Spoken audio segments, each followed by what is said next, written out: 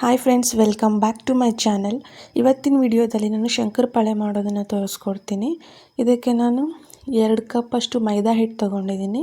2 cup ಮೈದಾ ಹಿಟ್ಟಿಗೆ ಅರ್ಧ cup ಸಕ್ಕರೆ ಪುಡಿ ಕರೆಕ್ಟ್ ಆಗುತ್ತೆ. ಸ್ವಲ್ಪ ಉಪ್ಪು ತೊಗೊಂಡಿದ್ದೀನಿ, ಸ್ವಲ್ಪ ಕಾಯಿಸಿ ಆರಿಸಿಟ್ಕೊಂಡಿರೋ ಹಾಲು ಮತ್ತು ತುಪ್ಪ. ಈಗ ಹೇಗೆ ಮಾಡೋದು ಅಂತ ನೋಡೋಣ ಬನ್ನಿ. ಒಂದು ಪಾತ್ರೆ ತಗೊಂಡು ಅದಕ್ಕೆ ನಾನು ತೊಗೊಂಡಿರುವಂಥ 2 ಕಪ್ ಮೈದಾನ ಹಾಕೋತಿದ್ದೀನಿ. 2 ಕಪ್ ಮೈದಾಗೆ ಅರ್ಧ ಕಪ್ ಸಕ್ಕರೆ ಪುಡಿ ಹಾಕೋತಿದ್ದೀನಿ. ಅದು ಕರೆಕ್ಟ್ ಆಗುತ್ತೆ. ನಿಮಗೆ ಸ್ವಲ್ಪ ಸ್ವೀಟು ಜಾಸ್ತಿ ಬೇಕು ಅನಿಸಿದ್ರೆ ನೀವು 1 ಕಪ್ ಹಾಕೋಬಹುದು.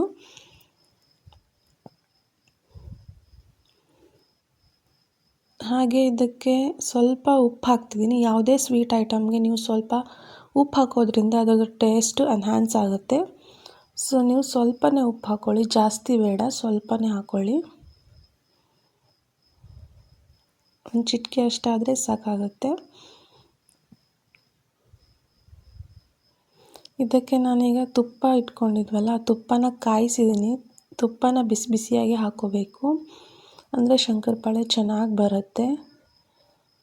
ಈಗ ಇದನ್ನು ಹಾಗೆ ಕೈಯಿಂದ ಕಲ್ಸಕ್ಕೆ ಹೋಗಬೇಡಿ, ಬಿಸಿ ಇರುತ್ತೆ. ಮೊದಲು ಸ್ವಲ್ಪ ಸ್ಪೂನಿಂದ ಇದನ್ನು ಚೆನ್ನಾಗಿ ಮಿಕ್ಸ್ ಮಾಡ್ಕೊಳ್ಳಿ.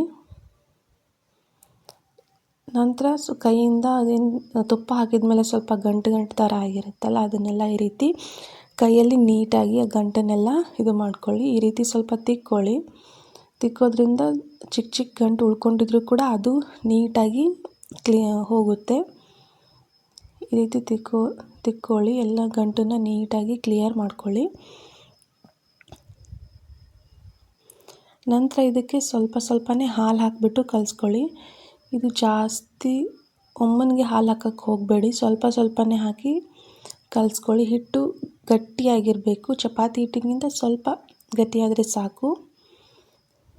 ಈ ರೀತಿ ಅದನ್ನು ಚೆನ್ನಾಗಿ ನಾದ್ಕೊಳ್ಳಿ. ಆಮೇಲೆ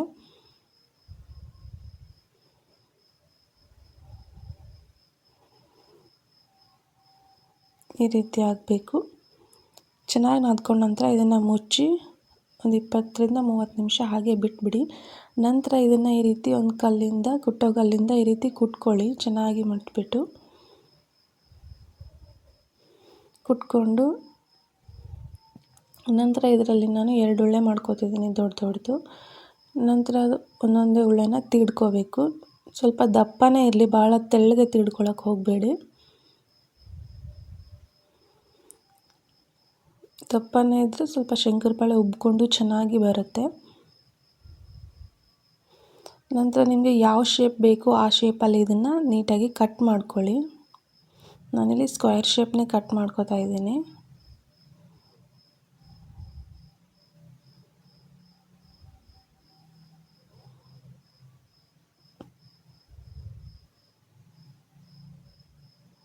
ಕಟ್ ಮಾಡ್ಕೊಳ್ಳಿ ಚೆನ್ನಾಗಿ, ತುಂಬ ಚೆನ್ನಾಗಿ ಬರುತ್ತೆ. ಇಷ್ಟು ದಪ್ಪ ಇದ್ದರೆ ಸಾಕು. ಇದನ್ನೆಲ್ಲ ತೆಗೆದ್ಬಿಟ್ಟು ಒಂದು ಪ್ಲೇಟ್ಗೆ ಹಾಕ್ಕೊಳ್ಳಿ. ನಂತರ ಎಣ್ಣೆ ಬಿಸಿ ಮಾಡೋಕ್ಕೆ ಇಟ್ಟಿದ್ದೀನಿ ನಾನು ಆಗಲೇ. ಎಣ್ಣೆ ತುಂಬ ಬಿಸಿಯಾದ ನಂತರನೇ ಹಾಕಿ. ಎಣ್ಣೆ ಇನ್ನೂ ಕಾಯ್ದೆ ಇದ್ದಾಗ ಹಾಕಕ್ಕೆ ಹೋಗಬೇಡಿ, ಚೆನ್ನಾಗಿ ಉಬ್ಕೊಳ್ಳಲ್ಲ ಶಂಕರಪಾಳೆ. ಎಣ್ಣೆ ಕಾದ ನಂತರ ಅದಕ್ಕೆ ಹಾಕಿಬಿಟ್ಟು ಸ್ವಲ್ಪ ಗೋಲ್ಡನ್ ಬ್ರೌನ್ ಕಲರ್ ಬರೋ ತನಕ ಇದನ್ನು ಫ್ರೈ ಮಾಡ್ಕೋಬೇಕು.